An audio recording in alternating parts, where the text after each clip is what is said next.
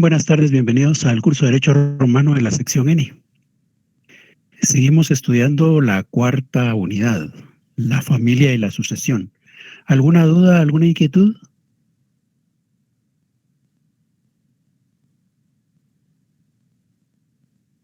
No, licenciado, gracias. Gracias. Bien, entonces hemos hablado de la importancia de la familia en Roma, de cómo es que en esa familia el único que es propietario es el pater familias, es el único que tiene el derecho de propiedad, por lo menos en la época de la monarquía. Luego en la república de alguna manera se le va a conceder la posibilidad a los hijos de tener un peculio, pero ese peculio es dado por el pater familias. Entonces es obvio, ¿verdad?, que aun cuando el pater familias sea el propietario de todo, es obvio que la ropa, por ejemplo, ¿de quién va a ser la ropa? No vamos a decir, ay, la ropa que yo cargo es de mi papá también, ¿verdad? No, hay cosas, hay bienes que sí van a ser siempre de los hijos. Entonces, eso que los padres han comprado para uso de los hijos, eso sí es de los hijos, no es del pater familias. A partir de la República se reconoce que los hijos pueden tener un pequeño patrimonio, al que no se le va a llamar propiamente patrimonio, sino se le va a conocer con el nombre de peculio. Ya es el peculio. El peculio del hijo está compuesto por esos bienes, principalmente bienes de uso personal. Eso es lo que va a corresponder al hijo. De igual manera la señora, ¿verdad? La señora también tiene bienes que son de ella, que no son del pater familias. Claro que cuando hablamos de este patrimonio, que solo el pater familias puede tener el derecho de propiedad, nos estamos refiriendo a los bienes que son, digamos, de mayor importancia dentro de esa sociedad. Pero bienes como las prendas de vestir, los accesorios que se puede colocar la señora, esos son de ella, ¿verdad? Igual, como decíamos con el hijo, los juguetes que tiene de niño son de él, ¿ya? No hay que pensar que el hijo o la señora de verdad no tenían nada más que la vida, ¿verdad? Porque incluso ni la vida, porque dependían del pater familias. Es realmente, ellos sí van a tener algunos bienes, ¿verdad? Que insisto, a esos bienes que ellos tienen no se les conoce como patrimonio propiamente, sino se les conoce más como un peculio. El peculio es lo que tienen los hijos, es lo que tiene la señora. Ese peculio, a partir de la época de la República, tiene un reconocimiento. Y se recuerdan que en su momento hablábamos de la guerra y que por participar en la guerra y salir triunfadores tenían derecho a recibir bienes. Bueno, pues a partir de la República, los hijos, al participar en la guerra, también van a tener derecho a tener bienes, a recibir parte de los bienes que se consiguen con la conquista. Y eso es lo que va formando el peculio del hijo. Ese peculio del hijo en cualquier momento puede ser retirado por el pater familias. El pater familias puede venir y decir, no, esto que te he dado me lo devolves. Es algo así como cuando nos compran a nosotros algo, ¿verdad? Nuestro papá nos compra algo y resulta que nos estamos portando mal, sobre todo en la época de la adolescencia, y viene el papá y dice, es que ya me cansé, me arrepiento de haberte comprado la Play. Entonces, ¿qué? Ahora la voy a retener yo. Me arrepiento de haberte comprado el celular porque solo conectado, ahí estás y no estás prestando atención, ya ni hablas cuando estás aquí con nosotros. Te vamos a retener el celular.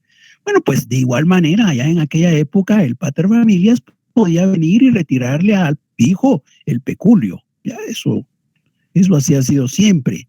Igual ocurría con la señora, ¿verdad? Entonces el peculio se reconoce a partir de la época de la República, sobre todo porque a partir de la época de la República se reconoce que esos hijos que están participando en la guerra también pueden recibir bienes del Estado como consecuencia de haber obtenido el triunfo.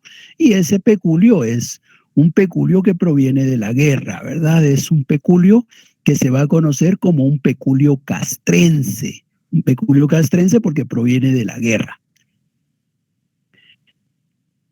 El hijo podría venir y hacer uso de sus bienes, ¿verdad? Y de repente obtener algún beneficio. Y esos beneficios que él consiga de los bienes que son de él, de su peculio, esos beneficios también son de él. Entonces, podríamos decir que eso ya no es un peculio castrense, ¿verdad? Porque ya no es consecuencia de la guerra, sino es un peculio cuasi castrense. Eso sobre todo ya en la época del imperio. En la época del imperio se reconoce el peculio cuasi castrense. Ya se le da la oportunidad al hijo de que use su peculio para obtener beneficios. Incluso también recuerdan que habíamos hablado de la señora, que la señora en general en la época de la monarquía y durante buena parte de la república no podía heredar, pero ya en la época del imperio puede heredar.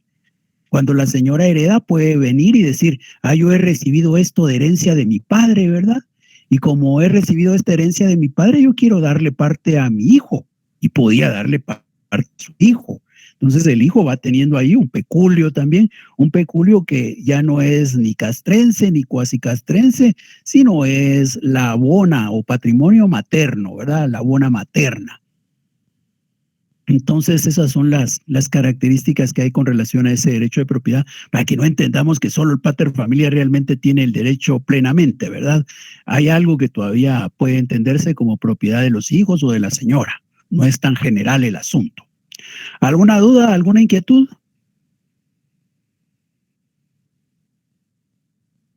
No, licenciado, todo quedó claro. Gracias.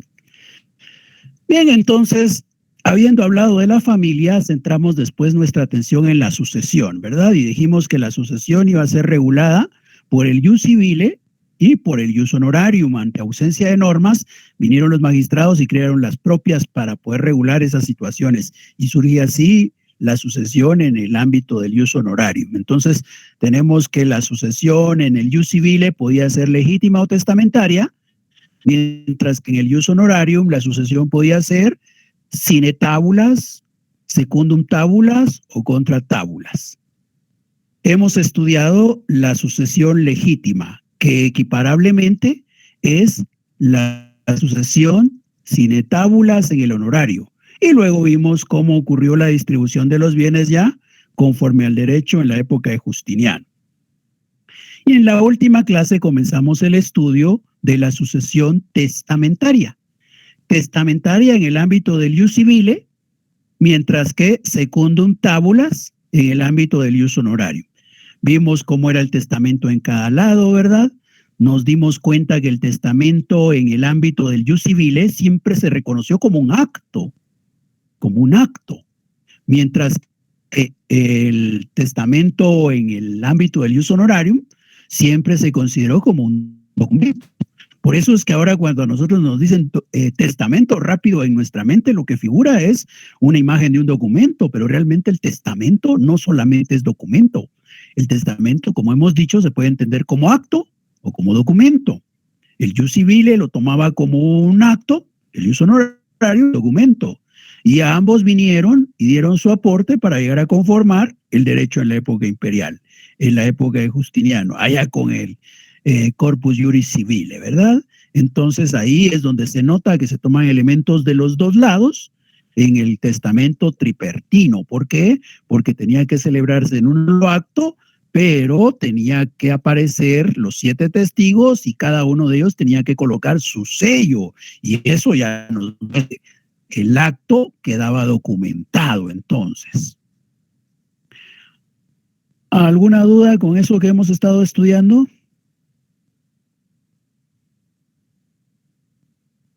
No, licenciado. Gracias.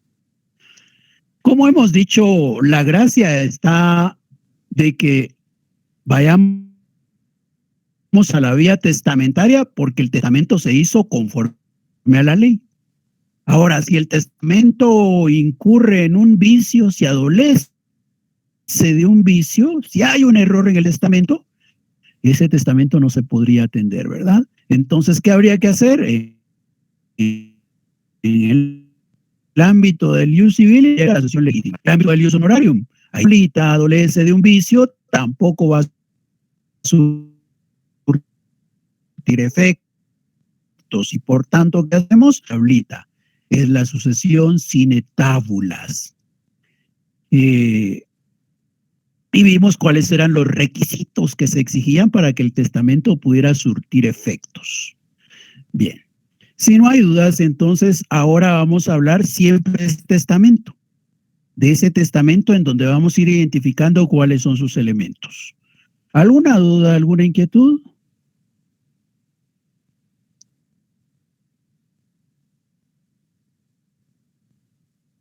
No, licenciado, todo ha quedado claro. Gracias. Pareciera que solo una compañera está en la clase, los demás están solo conectados. Pero bien, veamos entonces ahora cuáles son los elementos del testamento.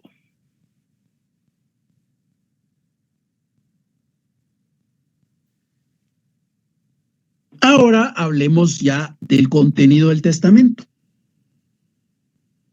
El testamento, ¿cómo se puede definir? El testamento tiene dos connotaciones. Como nos hemos dado cuenta, en el ius civile se definía como un acto y en el ius honorarium como un documento. Son las dos connotaciones que llegan a nuestros días. Estamos más familiarizados con considerar el testamento como un documento. Sin embargo, es más apropiado definirlo como un acto jurídico solemne de última voluntad. Es un acto jurídico formal en el cual un pater familias da a conocer cuál es su última voluntad con relación a su patrimonio. También en este testamento lo que va a hacer es instituir herederos, manumisiones, nombramientos de tutores y curadores, fideicomisos, legados y donaciones mortis causa. De la institución de herederos hemos estado hablando. La manumisión y el nombramiento de tutores y curadores fue expuesto cuando tratamos el tema de la familia. Lo que nos queda por explicar es lo de los fideicomisos, los legados y las donaciones mortis causa. Pero algo más que decir del testamento. Como nos hemos dado cuenta, para que el testamento surta efectos, tiene que cumplir con todas las formalidades. Los paterfamilias estaban preocupados porque posiblemente su testamento no cumplía con formalidades y consecuentemente no se iba a atender su última voluntad.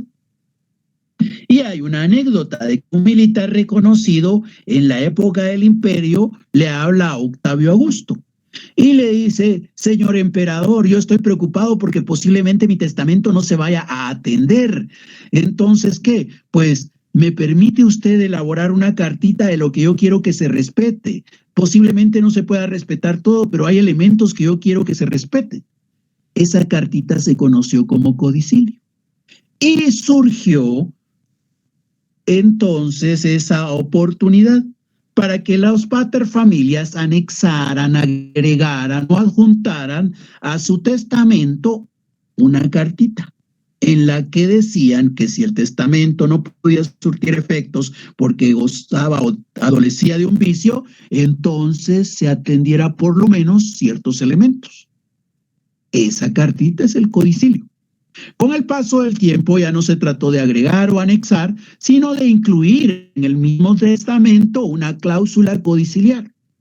Pero, ¿qué es lo que se puede salvar en un codicilio cuando un testamento no puede surtir efectos? Se puede salvar lo relacionado con las manumisiones, el nombramiento de tutores y curadores, los fideicomisos, los legados, las donaciones mortis causa. Queda excluido la institución de herederos. La institución de herederos sí, solamente por testamento. El codicilio no puede salvar la institución de herederos. Ahora, ese testamento del que estamos hablando también puede ser revocado. ¿Quién es el que puede revocar el testamento? Quien lo ha otorgado. Solo quien ha otorgado el testamento es quien puede revocarlo. ¿Y cómo lo revoca? Celebrando otro testamento. La celebración de un nuevo testamento deja revocado el que se haya celebrado anteriormente. No es lo mismo hablar de la revocatoria del testamento que hablar de la ineficacia del testamento.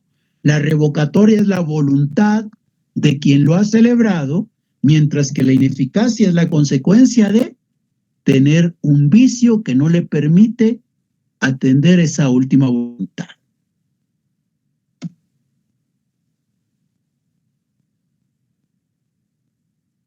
¿Qué clase de herederos son los que reconoce el derecho romano? Hay tres clases de herederos. Uno son los necesarios. ¿Cuándo estamos ante un heredero necesario? Fundamentalmente son herederos necesarios los esclavos. ¿Y cómo puede ocurrir que un esclavo herede? ¿Cómo puede ser que un esclavo suceda a su amo? Imaginémonos una situación. Hay un paterfamilias cuyo patrimonio tiene más obligaciones que derechos, tiene más deudas que bienes. Este paterfamilias necesita que a alguien le suceda. ¿Por qué? Porque si no le suceden, quiere decir que cuando él muera, él se va con las deudas, con las obligaciones. Él es un moroso, alguien que no ha cumplido. Pero si él logra que le suceda a alguien, él muere, pero las deudas, las obligaciones logran persistir. ¿En quién? En quien le suceda. Entonces, ese paterfamilias que tiene un patrimonio con más deudas que derechos, está preocupado porque haya un sucesor para salvar su honor. ¿Y quién puede suceder a ese paterfamilias que tiene más deudas que derechos? Pues él puede venir, manumitir a un esclavo y luego instituirlo como heredero dentro del testamento. Ese esclavo entonces ahora sería el endeudado, el que tiene las obligaciones. Obviamente, el esclavo va a estar mucho mejor ahora, porque de ser esclavo ha pasado con la manumisión a ser una persona libre. Hoy tiene deudas, como esclavo no las tenía, pero para él es mucho más valioso ser una persona libre que ser una persona solvente o que ser alguien solvente, porque persona no era, ¿verdad? Entonces, el esclavo acepta ese patrimonio, sucede a su amo y por tanto ahora es él el que tiene las deudas, que obviamente no las va a poder pagar, va a ser un moroso, pero el honor del esclavo a él no le interesa, no le preocupa. Este esclavo no puede oponerse a recibir la herencia, no puede repudiar la herencia. Él tiene la obligación de aceptarla. Los legitimi también son herederos forzosos. Ellos tienen que aceptar la herencia. Ellos no pueden repudiar la herencia. ¿Y quiénes son los legitimi? Aquellos que el derecho señale como sucesores de aquel que no ha celebrado testamento. También el paterfamilias puede venir y dejarle su patrimonio a alguien que no es parte de su familia. A aquella persona que hereda, que sucede y que no es parte de la familia se le conoce como un extraño. Extraño porque no es parte de la familia, no porque sea un desconocido para el paterfamilias. Obviamente, si lo está instituyendo como heredero, es porque lo conoce. Ahora, la diferencia entre los herederos extraños y los anteriores es que el heredero extraño no es un heredero forzoso. Él sí puede repudiar la herencia.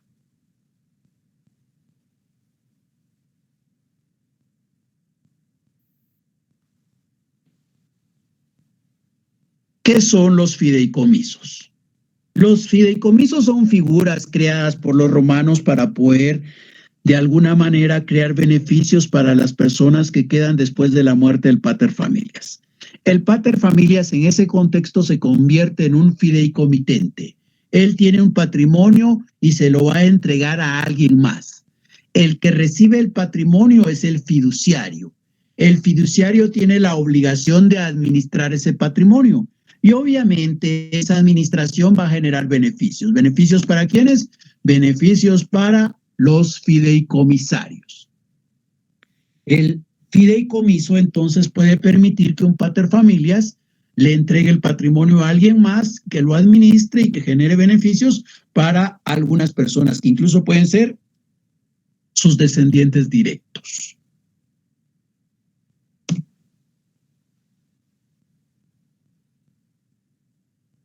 Los legados. Los legados nos permiten recordar que la sucesión puede ser a título universal o a título particular. La sucesión es a título universal cuando alguien recibe o algunos reciben todo el patrimonio como unidad, el patrimonio del causante, del decuius. Ahora, puede ser una sucesión a título particular cuando únicamente se sucede en un bien. Los legados son una sucesión a título particular. Hay 4 formas de legados que reconocieron los romanos. El primero es el legado per vindicatione. En este legado, el pater familias tiene un patrimonio y decide que de ese patrimonio hay un bien que le entregará al legatario. El resto forma parte del patrimonio que le entregará a su heredero universal. Entonces aquí tenemos un heredero universal y un legatario. Y el legatario recibe únicamente un bien. El patrimonio que queda con totalidad después de excluir ese bien pertenece a el heredero universal en este caso. Este es el legado per vindicatione, el legado vindicatorio. Algo que hay que considerar en este legado es que solamente se pueden entregar bienes que formen parte de la propiedad quiritaria. Otro tipo de legado es el legatium per damnatione, el legado damnatorio. ¿Qué ocurre en el legado damnatorio? Tenemos otra vez el pater familias con su patrimonio, el cual se lo entregará a su heredero universal o a sus herederos universales. Pero aquí va a establecer también un legatario. Y el legatario va a recibir un bien del heredero universal. Ahora, ¿qué es lo que tiene el heredero acá? La obligación de dar. El heredero o los herederos universales tienen la obligación de darle un bien al legatario. ¿Qué bien le van a dar? Puede ser un bien que forma parte del patrimonio del pater familias, del decurius. Puede ser un bien que esté en poder de los herederos universales, o puede incluso ser un bien que no está ni en el patrimonio del decurius ni en el patrimonio de los herederos, sino en uno tercero. Entonces los herederos universales tendrán que comprarle el bien al tercero para poder entregárselo al legatario. Ese es el legado damnatorio. Aquí lo que hay es una obligación, una carga sobre el heredero universal para poder cumplirla con el legatario.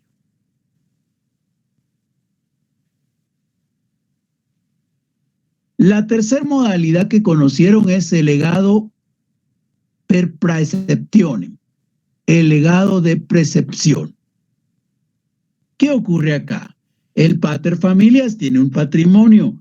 Ese patrimonio se lo va a entregar al heredero universal, pero el pater familias señala que de ese patrimonio hay un bien en el que va a tener preferencia el legatario. Entonces el legatario tiene preferencia para tomar el bien. Este legado de precepción se parece al legado vindicatorio cuando comparamos el esquema. Algo que lo diferencia es que el de arriba es para la propiedad quiritaria, en tanto el de precepción es para la propiedad bonitaria.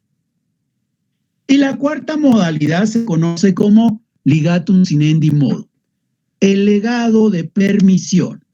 Aquí, ¿qué es lo que ocurre? Pues el pater familias entrega su patrimonio al heredero universal y el heredero universal va a tener una carga otra vez. Ahora tiene que tolerar, tiene que permitir. Y esto puede ocurrir, por ejemplo, si le entrega un feudo al heredero universal, pero viene el pater familias y dice, te entrego este feudo, pero yo quiero que sigas respetando que el vecino puede pasar por esta franja, es decir, tiene una servidumbre de paso. En ese contexto, ¿qué es lo que tiene el legatario? La servidumbre de paso. ¿Y qué tiene el heredero universal? La obligación de tener que permitir, de tener que soportar que el vecino esté pasando por esa franja. Ese tipo de legado se conoce como legado de permisión o legatum sinendi modo.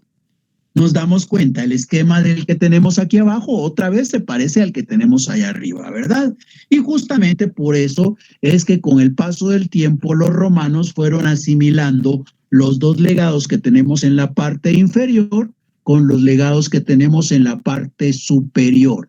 Y es así como entonces finalmente quedó únicamente el legado vindicatorio y el legado damnatorio.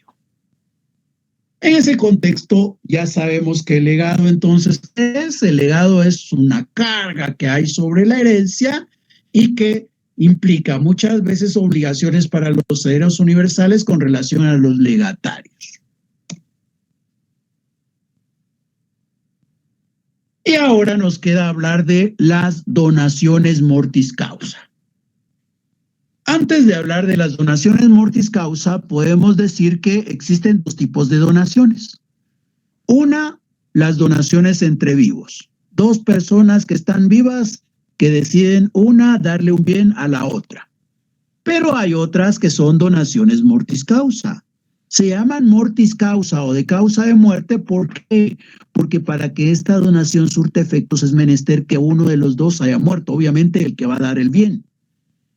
El bien va a pasar a manos de otra persona hasta el momento en que muere el propietario. El esquema es este. El pater familias tiene un patrimonio del cual ha considerado que hay un bien que espera que le sea entregado a alguien más. Esa es la donación mortis causa. Nos damos cuenta, este esquemita es muy parecido al que teníamos con los legados anteriormente. ¿Qué diferencia a una donación de un legado? La única diferencia que hay es de carácter formal. El legado es más formalista. La donación es informal. Para que alguien pueda recibir un legado, para que alguien pueda ser legatario, tiene que tener el derecho de poder heredar y el derecho de poder hacer testamento. Es decir, tiene que tener la capacidad activa y pasiva en materia de testamento. Si no tiene esa capacidad, no puede ser legatario. Legatario solo puede ser aquel que puede hacer testamento o aquel que puede ser heredero. Solo él puede ser legatario. Ahora, para recibir una donación no se requiere ninguna formalidad. No se requiere tener ni la capacidad activa ni la pasiva en materia testamentaria. Entonces, por eso muchas veces iba a ser preferido la donación que el legado.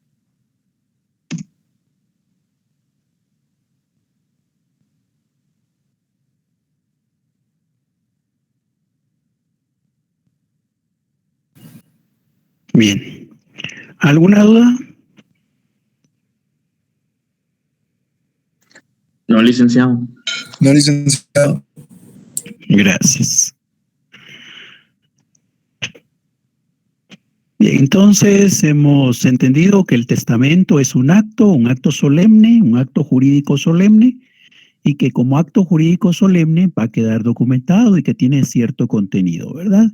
¿Qué puede contener? Ya hemos visto en las clases anteriores, hablamos de que en el testamento podía estar incluida la manutención de esclavos, es decir, la posibilidad de identificar esclavos y señalar que estos van a volverse ciudadanos o van a ser personas libres a partir de la muerte del de cuyos.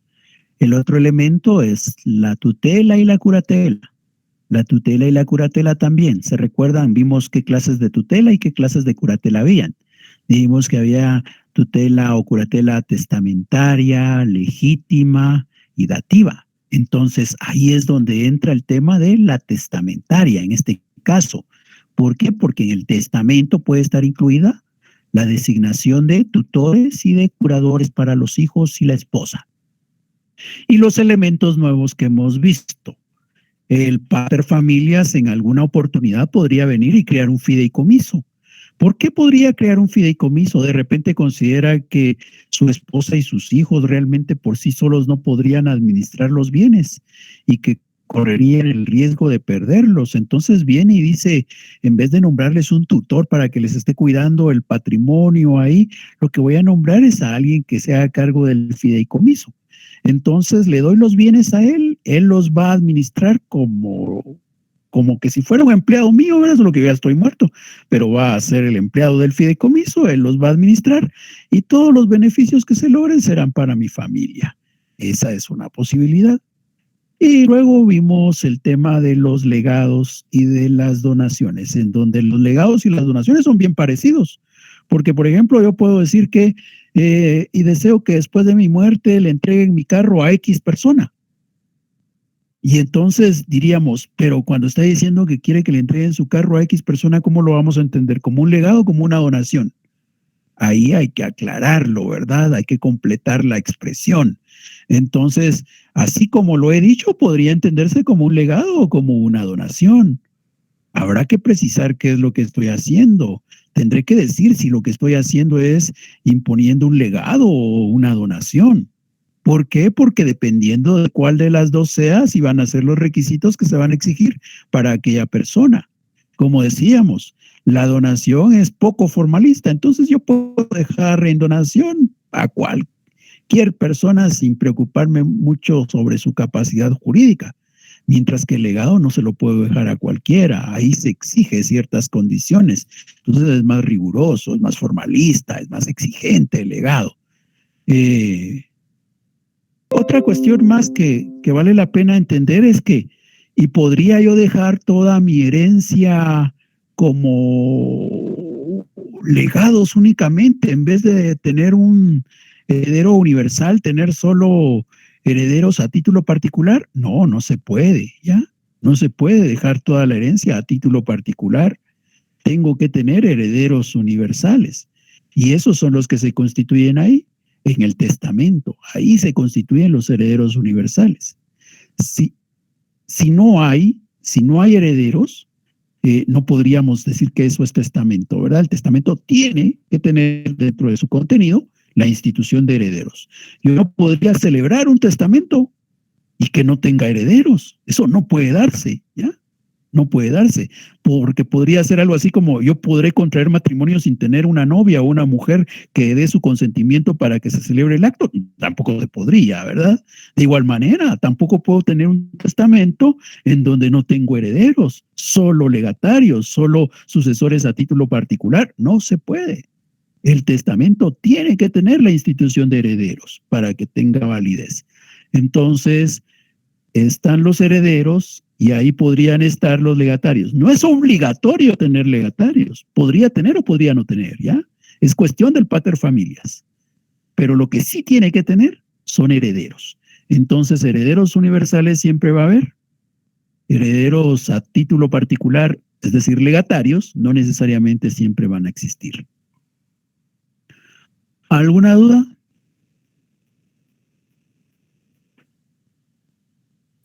No, licenciado. No. Gracias. Bien, entonces imaginemos una situación. Vengo yo y en mi testamento instituyo como heredero a mi hijo y luego impongo el legado un legado en el que le voy a dejar a mi esclavo una hacienda. ¿Puedo yo dejarle al esclavo una hacienda?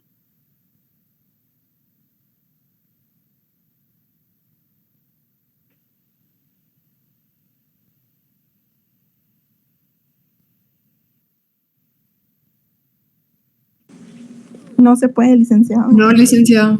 No, ¿por qué no puedo dejarle al esclavo una hacienda? Porque los esclavos son herederos necesarios y eso solo se les puede dejar deudas. Ya. ¿Alguien más?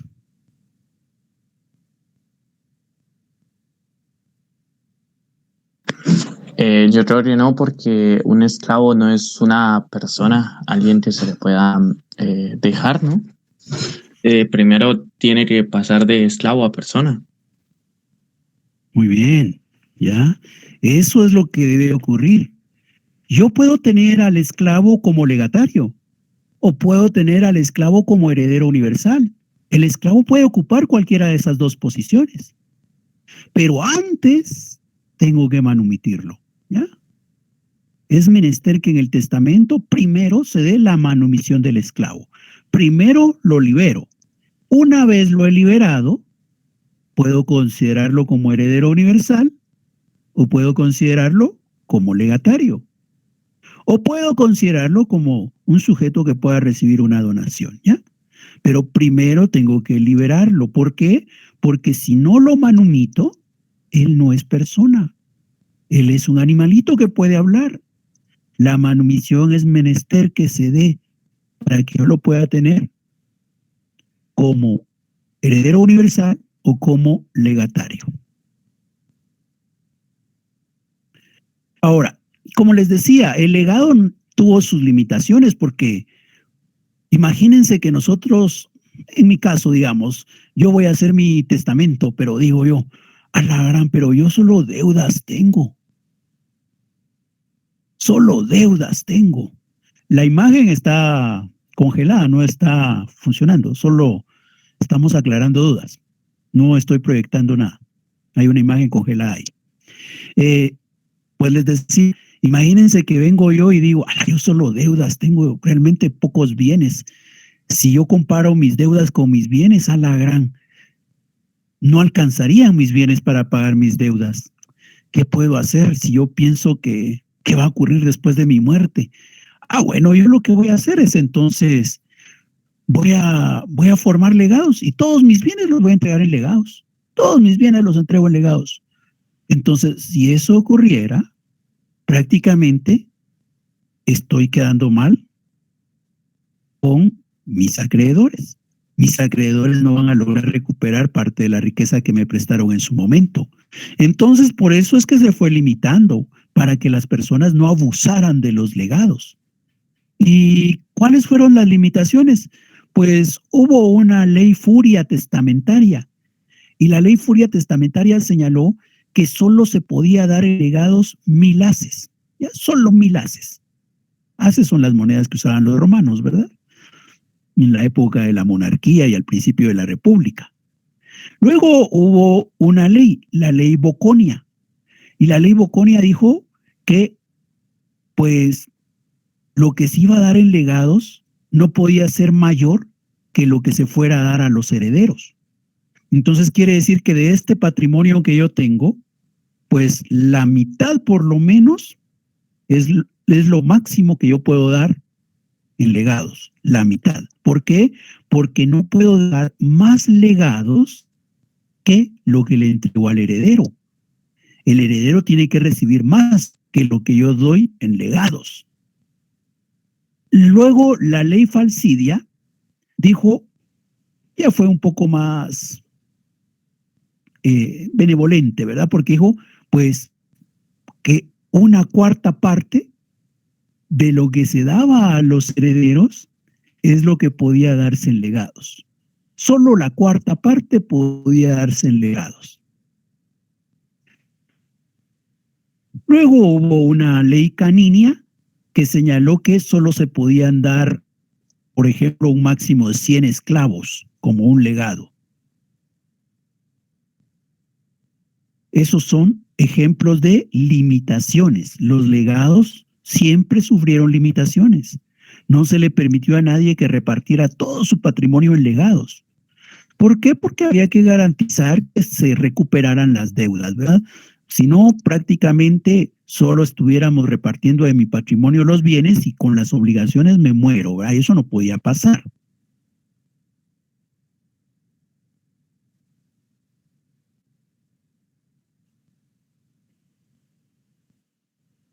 ¿Alguna duda? No, licenciado, gracias. Bien. Si yo en mi testamento señalo, volvemos al ejemplo del esclavo, ¿verdad? Tengo a mi hijo como heredero universal y tengo a un esclavo al que lo tengo como mi sucesor a título particular. Vengo y le dejo al esclavo la hacienda. Obviamente ahora sí cumplo con manumitirlo primero. Manumito al esclavo y una vez ya lo tengo como persona libre dentro de mi testamento, entonces ahora sí vengo y digo que le tienen que entregar la hacienda. ¿Qué tipo de legado es el que estaríamos mostrando ahí?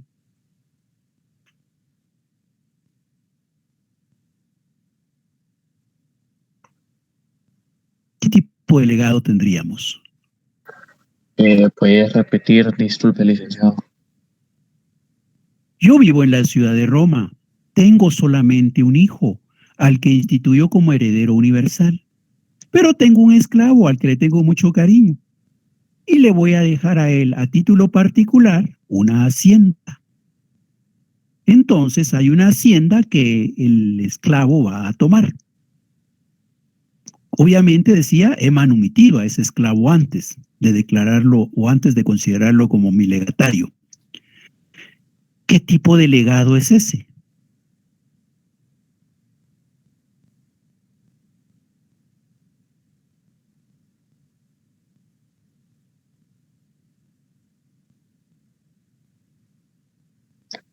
Quizás es la legatum per de damationem.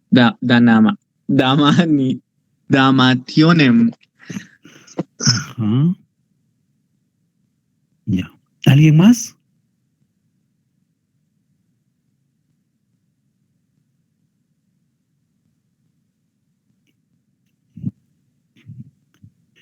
Veamos las diferencias, porque ahí es donde nos podemos confundir. Licenciado, ¿puede ser la legatum per vindicatium? Sí, es un legado per vindicationem. Ese es el legado, ¿ya? ¿Por qué ese es el legado? Veamos. Yo estoy diciendo que de mi patrimonio, una hacienda es para mi esclavo. Es decir, estoy identificando dentro de mi patrimonio un bien que tendrá que ser tomado por el esclavo. En ese caso es un bien que está, porque decíamos que estábamos en la ciudad de Roma, ¿verdad? Es un bien que está en la ciudad de Roma. Como es un bien que está en la ciudad de Roma, como es tierra de la ciudad de Roma, la tierra en la ciudad de Roma es propiedad quiritaria. ¿Se recuerdan? Vimos en su momento la propiedad quiritaria y la propiedad bonitaria. Entonces, esa tierra, siendo yo ciudadano romano, esa tierra es propiedad quiritaria. Y la única manera que yo tengo de entregarla como legado es por el legado vindicationem. Entonces, el per vindicationem es el legado que correspondería a ese caso. En los dos legados que tengo al lado izquierdo, lo que ocurre es que del patrimonio se va a tomar un bien. La diferencia, como decíamos, es que arriba es una propiedad quiritaria y abajo es una propiedad bonitaria. Pero siempre ahí ocurre que la persona que ha sido considerada como legatario viene y toma. Una pequeña diferencia que hay es que en el de arriba yo digo qué bien es el que debe tomar. Y en el de abajo doy libertad para que él escoja el bien que quiera. Algo así que, por ejemplo, tengo 10 caballos, ¿verdad? 10 caballos para sangre y digo, y le dejo a título particular a mi esclavo que he manumitido uno de aquellos 10 caballos, el que él escoja. Si ese fuera el caso, sería un legado de precepción. ¿Por qué? Porque entonces de mi patrimonio va a tomar un bien el esclavo manumitido. Pero le estoy dando a él la posibilidad que él escoja el bien que hay que tomar. De esos 10 caballos, él tomará uno, el que él quiera. En ambos casos, el de arriba y el de abajo, tanto el legado per vindicationem como el legado de precepción, lo que tenemos es que el legatario toma del patrimonio el bien, ¿ya? No tiene que entrar en contacto con el heredero universal. Si nos damos cuenta, el heredero universal en los dos casos está arribita, pero no entra en contacto con el legatario. No es que el heredero tiene que darle, no es, y esto te dejó mi papá, mira, y aquí te lo doy. No, ¿ya? Es, ahí está la herencia, llamamos a los herederos, llamamos a los legatarios, y entonces es el momento, ¿verdad? ¿Quiénes toman primero? Los legatarios. Entonces viene el legatario y dice, esto es lo que a mí me dejó, ¿verdad? Muchas gracias, nos vemos, se cuidan. O, me dijo que escogiera entre esto, ¿verdad? Yo quiero este. Muchas gracias, nos vemos y hasta pronto. ¿Ya? Eso es en los dos que tenemos al lado izquierdo. En los que tenemos al lado derecho, no. En los que tenemos al lado derecho, tenemos que la herencia está en las manos del heredero universal. Y viene el heredero universal y dice, te doy este bien que mi papá me dijo, que mi papá me encargó que te entregara. O sea, que tiene ahí el heredero, tiene una carga de tener que entregar, de tener que dar, ¿ya? Es diferente. O de tener que permitir, ¿verdad? Y no es de dar, sino es de una acción, de tolerar una acción. Entonces, más adelante vamos a hablar más de esas obligaciones, pero en general ya algún momento hemos dicho que las obligaciones podían ser de dar, de hacer. Bueno, pues ahí es lo que tenemos. La obligación de arriba es de dar y la obligación de abajo es de hacer o de no hacer. Ahí, en los dos de la derecha, sí tenemos la participación del heredero universal. Ahí sí interviene. Viene él, agarra y da. Viene él y permite, se cruza de brazos para dejar que aquel haga. ¿Alguna duda?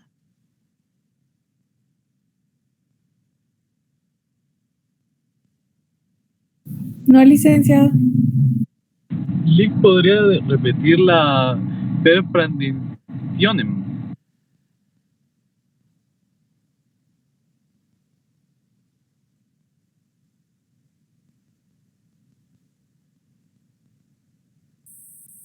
Pero no sé qué es lo que quiera que repita, porque ahí el dibujito está claro, ¿verdad? Lo que decíamos es que la de arriba, estamos hablando del lado izquierdo, ¿verdad? La de arriba del lado izquierdo que tenemos, que es válido para propiedad adquiritaria, y ahí está escrito, propiedad adquiritaria. Y el de abajo, ¿para qué aplica? Para propiedad bonitaria. Entonces ahí está marcada la diferencia esencial entre estos dos. En ambos es de que el legatario viene, se reúnen todos, ¿verdad? Llega el legatario y dice, esto es lo que me dieron a mí, ¿verdad? Lo agarro y me voy. ¿Ya? O de esto me dijeron que escogiera, ¿verdad? Yo me quedo con esto y me voy. Esos son los que tenemos al lado izquierdo, ¿ya? La diferencia clave está en el tipo de propiedad que se puede legar. En el de arriba es propiedad adquiritaria, en el vindicatorio. En el de abajo, en el de precepción, es propiedad bonitaria. No sé si esa era la duda. Gracias, Lick. Sí, es que no había leído las letras de abajo. Gracias. Perdón.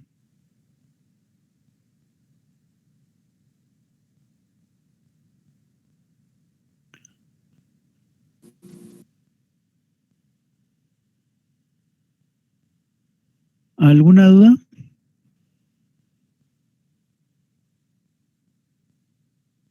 No, licenciado, gracias. Bueno, si no hay dudas, entonces con esto estamos concluyendo la unidad 4, perdón. Estamos concluyendo la unidad 4 y solamente tenemos ya pendiente la unidad 5. Entonces, solo leo una pregunta, pero ya se me ocurrió. Bueno, el segundo examen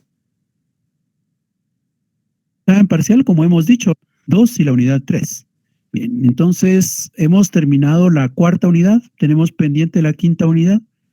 Esa quinta unidad seguramente la vamos a comenzar después de los segundos exámenes parciales. Por ahora nosotros suspendemos las clases. La semana entrante estamos en exámenes parciales. Los días martes y jueves, de igual manera, yo sí me voy a conectar, ¿verdad? Y voy a estar en la disposición de poder aclararles las dudas que tengan al respecto. Si no llegaran a haber dudas de lo que hemos estado estudiando, es posible que si avancemos de una manera relativamente gradual en la unidad quinta, que es la que nos falta. Ya es relativamente poco el contenido que nos queda, pero también hay que recordar que prácticamente en la primera semana de noviembre ya estamos en los exámenes finales. Eso quiere decir que vamos a tener, si mucho, 2 semanas de clases entre segundos parciales y finales. Entonces, vamos a seguir avanzando, aunque sea poco a poquito. Pero nuestro interés principal en esas clases que hay entre exámenes es la posibilidad de ampliar o de aclarar algunos temas que ustedes tengan con alguna duda. Entonces, por ahora, muchas gracias por su atención. Nos quedamos acá y estaríamos nuevamente reunidos el próximo martes. Feliz tarde. Feliz tarde. Feliz tarde, licenciado. Feliz tarde, licenciado y compañeros. Igualmente, Gracias por la clase, licenciado. Feliz tarde. para servirle. Feliz tarde, Lick. Igualmente.